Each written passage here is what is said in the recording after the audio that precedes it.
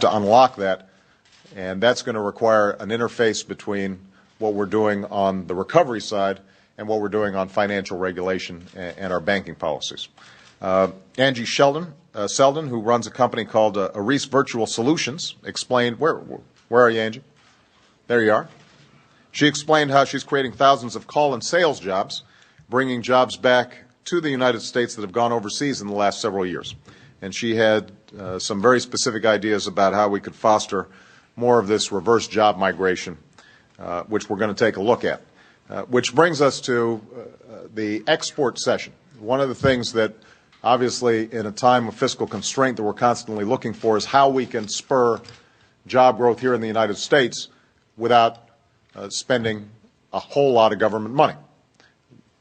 We're going to need to put public dollars in, but where can we find leverage?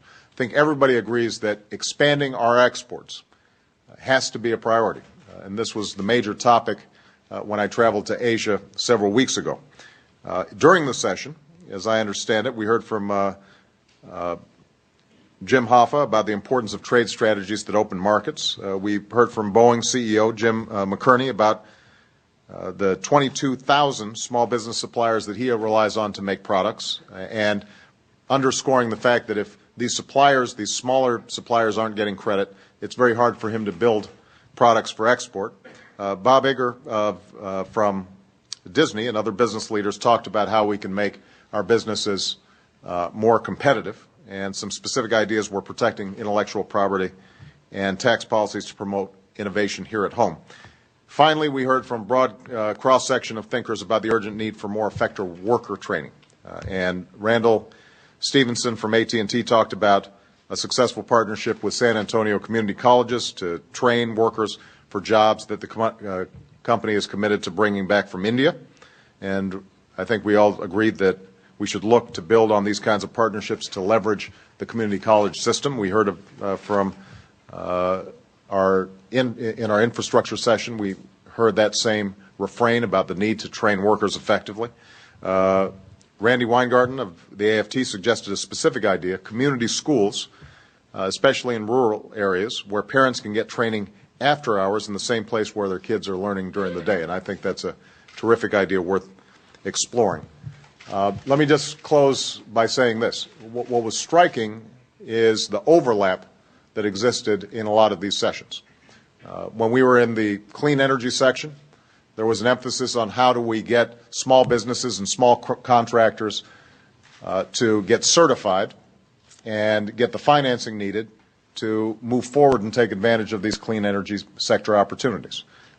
When we were in the infrastructure section, there was a strong emphasis on needing to plan not just for existing road projects, but also how do we think about the fact that in the future we need a cleaner transportation industry. So there's a lot of overlap between all these different breakout sessions that we engaged in. And it underscores how, despite the fact that we had some breakout sessions, we're going to have to figure out how to break out of these silos and integrate these strategies if we're going to be able to get the most bang for the buck.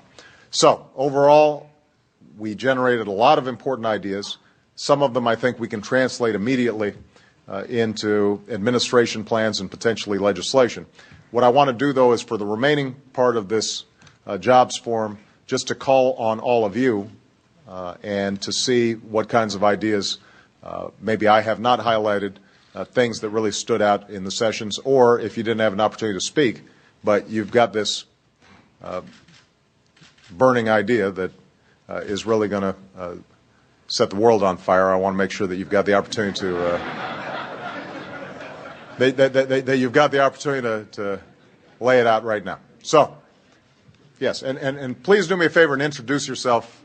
Some of you, a lot of you I know, but not everybody in the room knows you.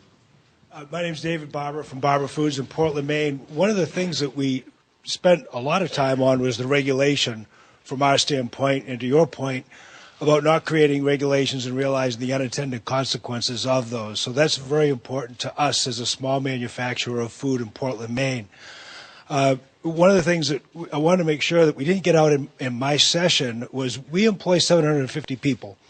We're self-insured. We spend $4 million every year in healthcare, self-insured, and we develop programs to have our associates be healthier.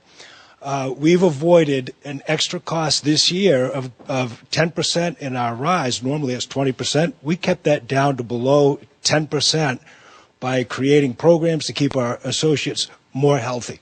And we are sharing those with anybody that will listen. So we want to make sure that. Well, this is not a plant, but let me just point out, obviously, the inefficiencies of our current health system are a drag on the economy and a drag on job growth. And if you, as a small business or a large business, are seeing premiums for your employees going up 15, 20% a year, I've had letters from small businesses who said that their policy was jacking up their costs by as much as 48%.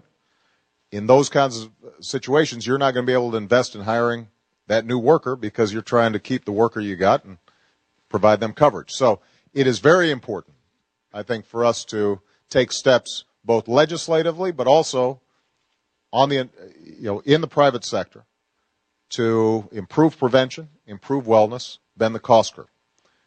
I actually think that the legislation that we are working, that as we speak, I hope members of Congress are working on right now, will have that salutary impact. But you're absolutely right that companies like yours, companies like Safeway, have done some very important creative work on your own. And the question is, are there ways that we can further incentivize those practices and spread the word to companies all across the economy that you can save money that in turn can be used to reinvest in your businesses? Yes, sir. No burning idea, but in reference to silos, is there going to be a document that boils down to different groups so that the people in my group understood what happened in the next group, because they might give us ideas.